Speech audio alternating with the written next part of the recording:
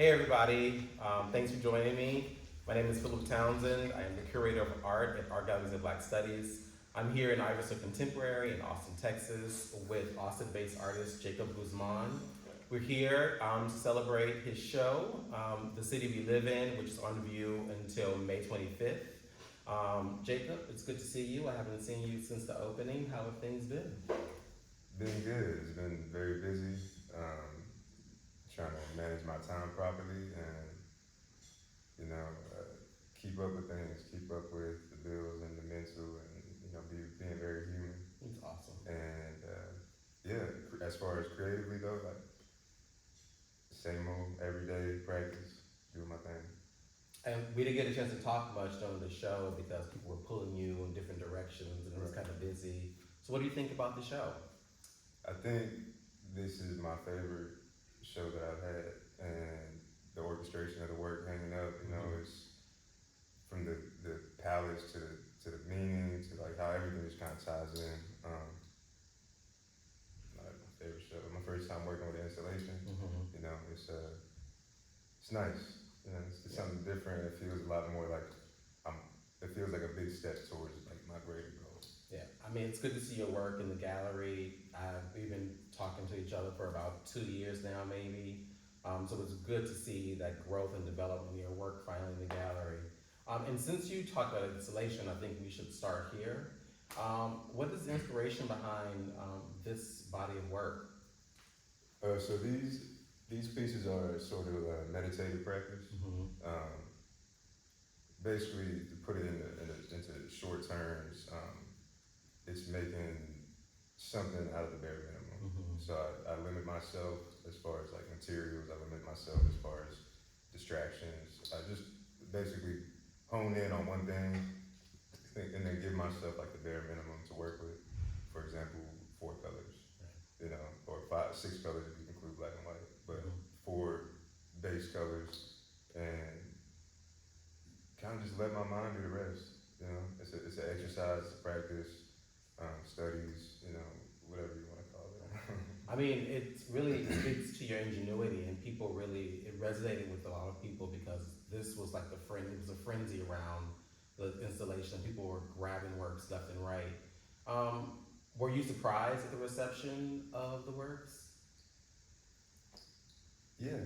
Or I guess I should say, were you prepared for? I wasn't prepared for anybody to be here because of the rain. So I was like, damn, people showing up. But yeah, I mean, it was good to like really talk with people and have people interested. Like, what does this mean? And like, you know what I mean? Like, because that's kind of why I'm doing it. You know what I mean? Like, as far as like the work, yeah, I care about how the work looks. Right. You know what I mean? The image of the work is direct and it's in my funky style, and I don't expect anybody to really understand it. So to have people be here, like, what does that mean? Like, genuinely curious is like, it's like people finding that diamond in me and then being like, oh, this has some real value. Right. And we've talked a lot about community. You mentioned people showing up, especially given like the storm that happened that night. Do you feel like you've had a lot of support in the city and in the art world here? It's been up and down, to be honest. It's been like, up and down, but I mean, I think that it's good. It just goes to show that, not every avenue is for you. Right. Speaking to myself, you know what I mean? Like, it's good. You go and you do things and trial and error, you know what I mean? You're not going to fit in every single category. Right. But, I mean, that's part of the game, Like, I feel like the more as I go on, I'll start to hone in and really figure out, like, what's my, what's the word? This is my community, this is my people, these right. are my, you know what I mean? Right. So, yeah, it just comes in time, but as far as Austin, it's a booming city, so you just gotta be patient. Speaking of the city, it's a nice segue. This work really is asking us to delve into like all the different ways that we engage or interact with the city and what it means to us individually, but collectively as a community. How have your experiences in the city, because you live primarily in urban spaces, how has that influenced your practice and how does it show up in your work or in this specific body of work? Well, I think I pulled a lot from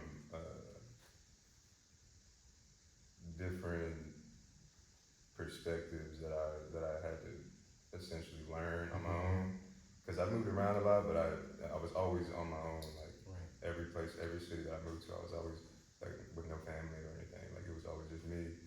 And basically, I feel like I'm pulling from these perspectives and observations and putting them on, paper or canvas, and just kind of like finding a way to translate thought into something that can be received and also be felt and also be teaching, and basically a good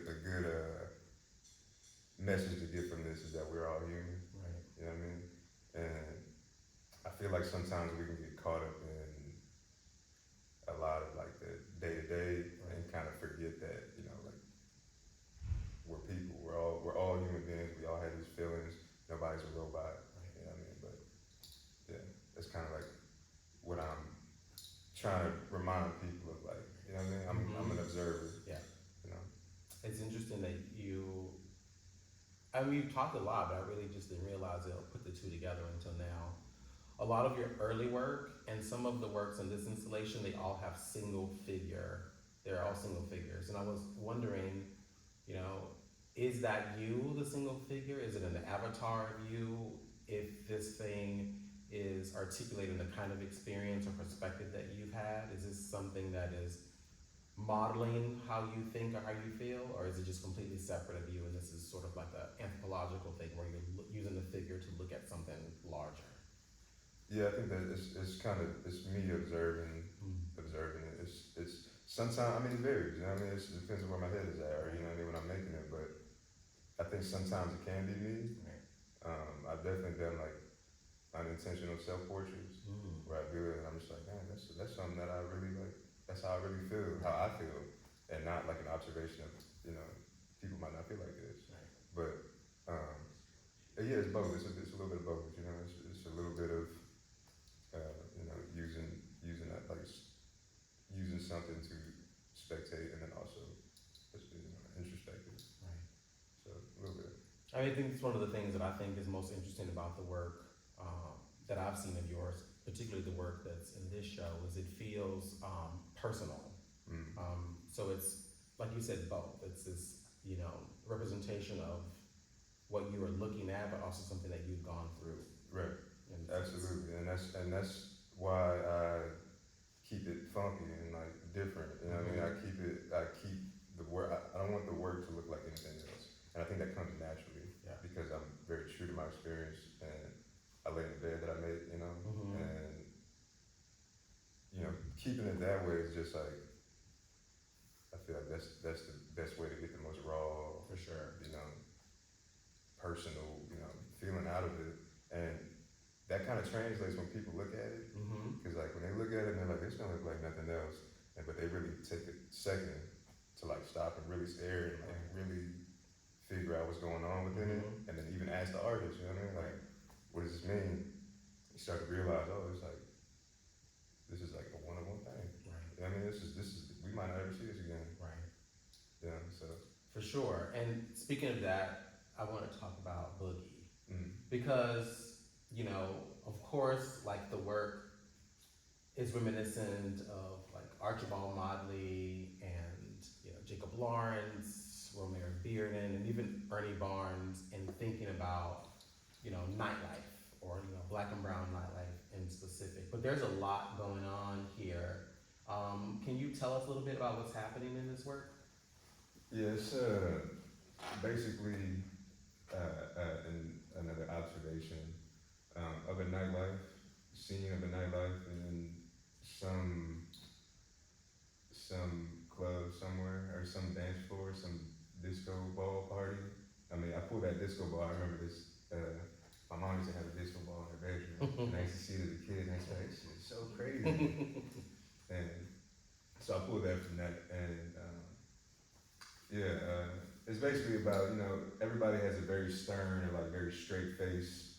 All these human beings in here have a very straight face, and they look either concerned or not very present or sad. And I feel like that's kind of the point that we're at now in society of like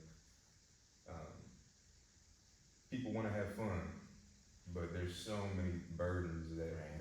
that are put onto you, whether it be like stereotypes or like going back to bills, bills that you got to pay, or like I mean, there's so many things that make people feel uncomfortable that it's hard to really enjoy yourself. Right. So this is kind of like a speculation of like, or observation of what I saw being cities, Right. just seeing, observing people and seeing, what I mean? Mm-hmm. There are people that have fun, For but sure. there are a lot of people that, it's like, but everybody should be able to have fun. Yeah. You know what I mean? I think this is super powerful and really meaningful, particularly where we live, because when you hear about Austin in the media and pop culture, it's like this utopic place where everyone's having fun and people are carefree and running around the lakes and on bikes and just hanging out in parks. But that's not the reality for a lot of people, especially people who look like this in this painting. It's very expensive to live here, and wages have not increased with the cost of living. So, and we've experienced massive waves of gentrification here, so people have been pushed out.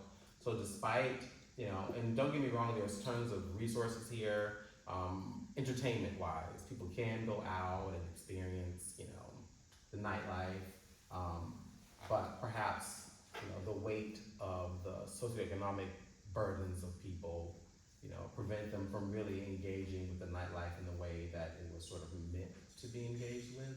And I think this work really captures that. These things are available, they exist, but how one engages with them really varies, and it's not like this monolithic way that we all are engaged with the city. So I think it's great. I am very interested in scale in this work particularly, because, and it may be hard for people to see on the screen, but underneath that guy's, between his shoulder and the dance floor is a pair of socks. Yeah, that's I wanted to keep something funky in there, like I said, keeping it different, and like so this person on the dance floor just took the shots off and like left them in the back. I wanted to make sure that like when you see something like that, that there's a little bit of story. You know what I mean? There's something in it like that's intentional. Yeah. You know what I mean? And it's like everything is intentional in the piece. You know what I mean? And every single piece of work is all intentional. Like it's very. I'm being just as straightforward as I could possibly be, and I think that's the beauty of life. I'm a very one take kind of person, and I enjoy that. You got one shot to do it, just knock it out, and sometimes it's a little bit ugly. Yeah. You know what I mean? But that's what life is. You know what I mean? I do believe in like rehearsal and like practice and stuff like that, but when it comes to like this, I'm like, I gotta do my one shot and just get it out. Yeah. You know what I mean? And speaking of, like, you talked a little bit about your style. So there's two things I want to talk about. One, I guess the way that you play with perspective. So, the figures have this volume and this weight to them. You can tell this figure sort of like laying down and one standing up, but things are sort of flat, kind of in a way that you could see in like Van Gogh's work or in Matisse's work, these flat environments, but the figures have this liveliness, this robust weight about them. Can you talk a little bit about the importance of that for your work? Yeah, I think playing. So when you play with expectation, that's what I think draws people in. Like when you see a piece of work, I have these angled lines in it to like show that like I know that where the line is, where the perspective is supposed to be, but I'm playing with that. Right. Like so, it's essentially like showing that I know the rules and I'm just breaking them intentionally because that's how you get something new. For sure. So that's kind of as far as like the perspective goes, and that goes to pretty much any piece. You know what I mean? They're all kind of just, I guess it's just like play. Just have fun a bit. Don't forget what you're doing. Enjoy yourself. Don't be too technical with You know what I mean? Art is one of the last things that we have that has no rules. Let's not put some, you know, let's not put very strict rules on it. Like, let's allow people to play. Let's allow people that, you know, it doesn't have to be, it doesn't have to be like perfect, you know. But that's the thing, you know, it'll blossom. Like, you might not, if there's an audience, a person in the audience that doesn't agree with it and they want to see the perfect perspective, you know, maybe look away from that. Right. You know what I mean? Stop looking at the perspective and start finding other things in it that you can appreciate. So that's like, basically, just find something in it. That's basically what I do with these. Same thing, you know what I mean? Like, you find something in it, and then whatever that is, you learn to appreciate that. Right. You can't just hate everything. Right. You know what I mean? I mean, I like that too because, you know, it is intentional. So it's this idea that, you know, you understand the rules of academic painting, and you've indicated that in the way that you've indicated where these linear perspective and these different points would converge if you were adhering to that, but at the same time you are sort of refusing to comply with those rules, or even, I guess, I mean, you acknowledge them through the line, but not willing to stay within them. That whole cliche of coloring in the lines, it's sort of, you know, refusal to comply with those rules, and I appreciate that. I also think that it's that keeps it inviting, you know, and I think that's like the number one thing that causes people to stray away from creativity. I think is like how complex it can look, or it can be like, oh, I'll never do that. You're either born with it or you don't have it. And so keeping it inviting, like if you look at this and you're like, oh, I can do that, I'm like, good, go ahead and go home and do it then. You know, like it's already been done though. Yeah, right. But I do like that too because it, you know, as an art historian, you hear people constantly talk about how art is intimidating and, you know, they don't know how to engage with it because in their mind there are these rules and standards by which one needs to approach artwork. And I think, you know, your work, even though it understands, it implies an understanding of the rules, it's more approachable. Right. And not simply because of style, I think it's also because of content, like the way that you are articulating the nightlife or different street scenes, or, you know, the way that you are engaged with the city. I think that too also brings people, because for us, people who live in the city, it's great to see other people's perspectives, but also it's nice to see that visual representation in front of us, especially done in such a playful way. Right. So I think it's very smart work. Yeah, keeping it just keeping it honest, you know. Like I said, like I'm a very one take kind of person. As far as like, I just want to touch on this. As far as like the style of people, like the bell bottom pants and like just kind of random clothing that they got on. I grew up listening to a lot of like 80s music. Like my mom put me onto a lot of 80s music. So I would like to see a lot of the album covers or like the music videos and see how these people were like dressed up and really having fun. Like the people in that era was like, my mom always teased me. She's like, I lived through the best era. You missed it. Babies was kind of hot. But I was like, damn, you know, like it's just like that was like true experiment. You know what I mean? People just like trying something new. We grown, we changed, and then I got this. As far as touching on that, I have this like I don't know what the word is, but every 10 years there was a sense of progression or change. You know what I mean? From like the 40s to the 50s to the 60s to the 70s, you could go back and see visually what was changing as far as like people's style and just like the music. There's new genres of music coming out. You know what I mean? Like we haven't seen that in a while. But I feel like right now we're kind of at a stagnant point where it's like there's no real experimentation happening. Well, I don't. It might be underground or it might just not be mainstream, but it's hard to find. It's a lot harder to find it. Yeah. There's a lot less movements, you know, things like that. Whereas that's kind of what the work is kind of tying back into. Like sometimes some extreme stuff might have to happen for people to finally. We got to take a step forward. You know what I mean? We got to like put this focus back on creativity. I hate seeing people stressed out. Yeah, I mean sometimes you know that kind of progress responds to like oppression or some sort of, you know, I guess it's a way of thinking about how we choose to progress in society, we typically respond or responding to something else. So right now we're in a moment where a lot's happening in the city, you know, climate change, gentrification, you know, housing shortages, housing unaffordability. So I think maybe those things could also be, That's a factor in it. yeah, factoring into this like stagnation that you see. But I also think you're right though. Most of the things that, you know, we think about creatively when there's a change or when things start to move in a different direction, it usually happens on the underground, at the underground level first, before it like becomes mainstream and becomes more commercial.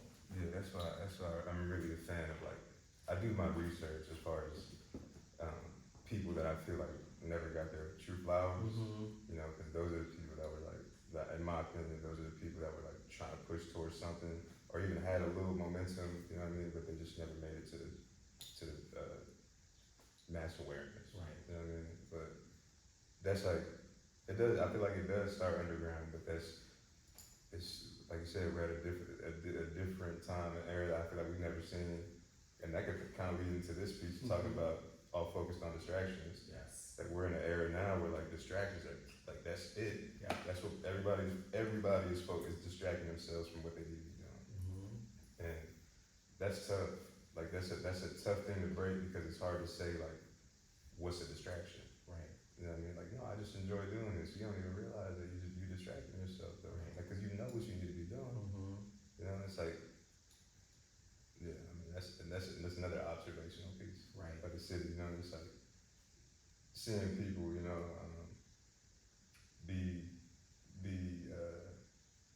have their backs turned essentially to what they need to be doing. You know, like a lot of talented people that are distracted with other things. Right. You know what I mean?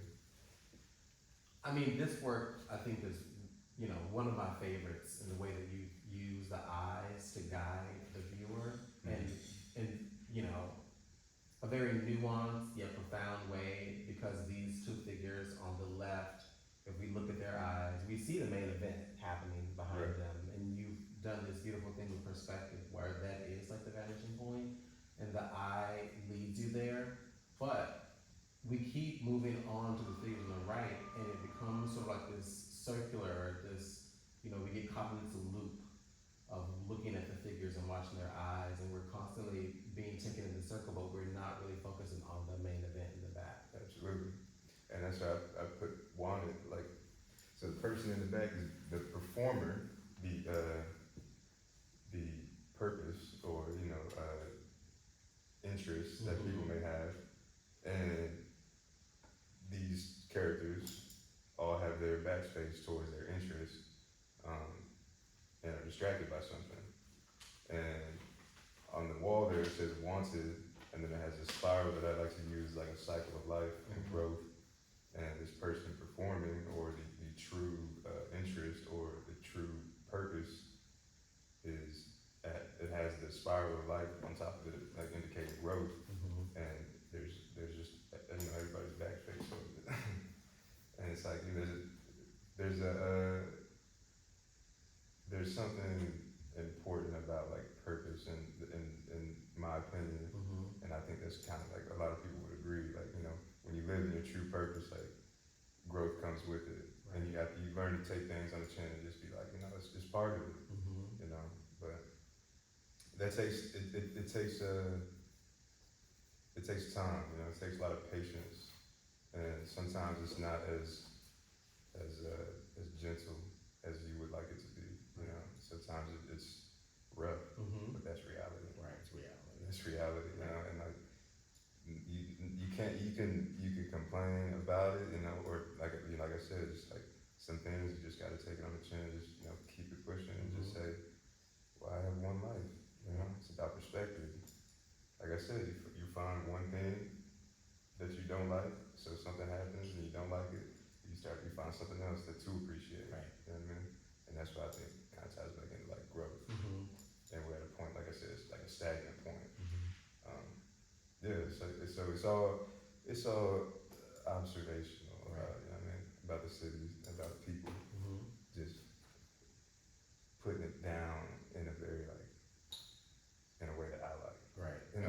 we all like. I mean, Right. the work has been well received and it's here for a reason. You mentioned two things, and I want, and maybe we'll talk about these two um, and close. But growth and purpose. So I want to talk about growth first because I've seen a lot of growth in your work, and not growth in a sense that something is better. I would say growth and difference. Like something's changing. And many of your other works, and also not even just your other work. I mean, we can look at this installation, for example.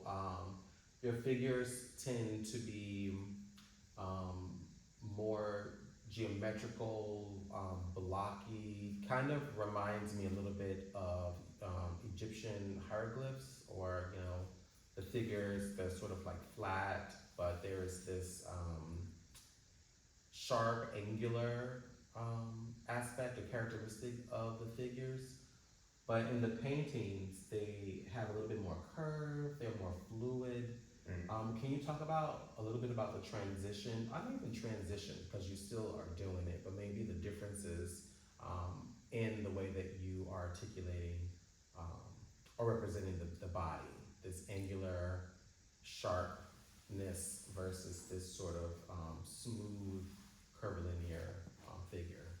I think these the when I paint, it's there's a lot more room for error. Like I do it, and if I mess up, I kind of just go over. If I'm not happy with the result, I just kind of go over it. And but it's still in the piece. You know what I mean? It's still just under there somewhere. You might not be able to see it, or you might be able to see it. So I think that's why there's a little more TLC put into something like this. I'm really like, it's like having a thought and then creating it into a practice, or you have an initial thought, and then when you focus on that thought, it turns into discipline, and then it turns into something that becomes part of your routine. Right. Action. So absolutely, and these are just kind of like thought. Just like it's just Very rhythmic. I like that. right. It's just something that's coming to my mind, and I'm putting it down, and I don't have to let it grow, but it can be seen as like good or bad, like thinking about it, like I might make one and it'd be like a good thought, or I might make one that might be a not so good thought. Gotcha. But it's about getting it out of here, Right. because if you let these things grow, they can turn into a bad habit, or so it's kind of what this is. It's like just getting it out. Yeah, sort of therapeutic. Right. I'm trying to, A release of sort, just making it, and then just making it, like I said, keeping it very simple and accessible, but to the point. Right. You know what I mean? Like just doing my best to really like let people know, like this is how simple it is. I don't know if simple is the right word. I don't mean simple in the sense of like quality, but simple in the sense of like it's about just movement. Right. You know what I mean? Like just like get it out. I guess the most important thing is just get it out, find a way, and it'll grow. And like you said, you've seen the growth of it. When I was making these at first, about 3 years ago, it didn't look nothing like this. So they slowly turned into it, but it's about the patience. And that's what growth is. I feel like it's just the patience of letting it happen and just watching it. And then eventually you're like, man, I can't stop. Like I love it so much, I can't stop. Right. So yeah, that's kind of different as far as like shapes. You know what I mean? Like I feel like this is like this definitely gets a little more TLC. You've had time to go back and work some things. Exactly. And like kind of define a little bit more, and like there's more room for play, whereas with this is a very one take. I'm like, I can't, because it's just outline shapes, Right. I can't go over, otherwise it takes from, Right. So I like keep it very like straightforward. So I guess these would be like the go-to, like this is like the first thing that I do. Gotcha. So I guess I have a natural knack for like sharp, shapes. Yeah. Yeah. I've always liked these. You know, I've tried. I still don't have one. I need to get one of these. But You don't have one? no. Oh my god. I got like 4 of your works, so I don't have one of these. You know, now that you mention this, I think for me they take on even more meaning because now I'm thinking about these. These are sort of unmediated. Like this is just you know, mark making and getting your thoughts out. There's no corrections.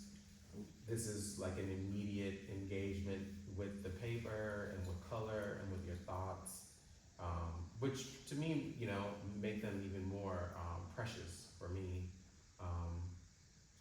But at the same time, I do like the care and the time that you also spend with the works on, you know, the works on canvas, knowing that there's something that you're trying to communicate with people, and that sort of adjustment might be needed to communicate exactly what you're trying to say. So I see the value in both of them, and this just makes me feel a bit more sad that I don't have one. I'm about to get one. Yeah, these are definitely. I'm gonna get you one. I might have one in my truck. Um, these are definitely very like. I guess not personal. I guess. I mean, they are. It's like It's it's your just thoughts. getting it. Yeah. Literally getting it out. It's literally a physical thought. I like that a lot. Yeah. And I use it also as like a way to. It's kind of like a ritual. Mm-hmm. So when I'm making the pieces or when I'm making the initial markings, I don't do anything but that. Like I don't care if somebody calls me, I don't care if somebody's knocking at the door. You know, I put on music, and then I use the music to kind of my body as a vessel, listen to the music and let it flow, and I just get all the lay down the foundation. You know, light some incense or something. It's awesome. Yeah. I love that. And I guess we'll end on purpose. So can you talk a little bit about your practice and its purpose? What do you want people to take away from the work, and how do you feel your work should exist in the world? Well, It's a very deep question. yeah, I mean, I like it though. I like it though.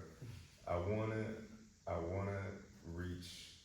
A goal of mine is to reach children first and foremost, because I'm kind of doing this for the inner child in me.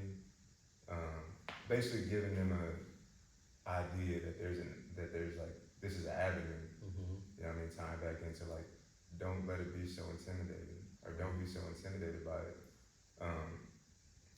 Big importance to me, like a big piece of that that's important to me is, you know, children that come from broken homes or poverty as well, because that's kind of tying back into my upbringing, Right. you know, and I want to reach them, you know, to show them that like you don't have to go down the route of what you're taught. Right. They feed you like, you know what I mean, these are your options. Pick one and that's it. So I want to reach, you know, I want to reach them. I want to like make it a little less intimidating for, you know, for the children. And then also like as far as like for a more mature audience, I want to remind people that life is beautiful. You know what I mean? And when you look at it, you have to you appreciate every single piece of it. It might not be what you think it should be. Like, you know, it might not look the same way as you envision in your mind, but it's beautiful. You know what I mean? Like there's beauty in everything, and reality sometimes isn't what you think it is. You know what I mean? And I guess that can kind of tie into like anxieties that people have. Like oftentimes when you look at it, you know, when you think about it being a certain way, and then you go and you do it, it's never how you thought it was. And that's kind of like, you know, what I want people to feel like when they look at the work. It's like you look at it real quick, and you know, you make a quick, you know, judgment of it. But like, take a second. You know what I mean? Take a second and like really think about it. What did I just look at? You know? Now really go in and look at it, and you'll see all the brush strokes, like every single brush stroke in there is a movement, Right. I'm capturing that, and I'm very intentional with the concepts. You know, I'm very like there's a lot going into it. Mhm. So I want people to remember that aspect too. But Right. yeah, just reality sometimes is a little bit ugly. Listen. And keeping that in mind. Yeah. You know what I mean? Remember that, like Mhm. just because it gets a little bit ugly, don't make it bad. Right. You know what I mean? It just makes it a little like, oh, this my avenue. There you go. That's it, and that's purpose. Right. I feel like that's what my purpose is like just to gently remind people.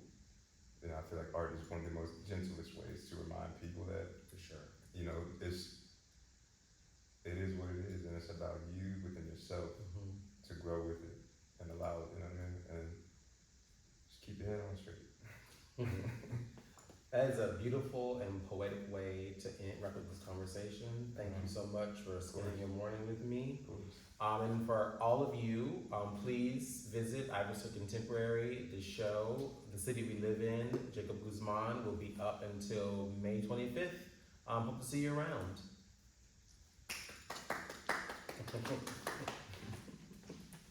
Nice. Right.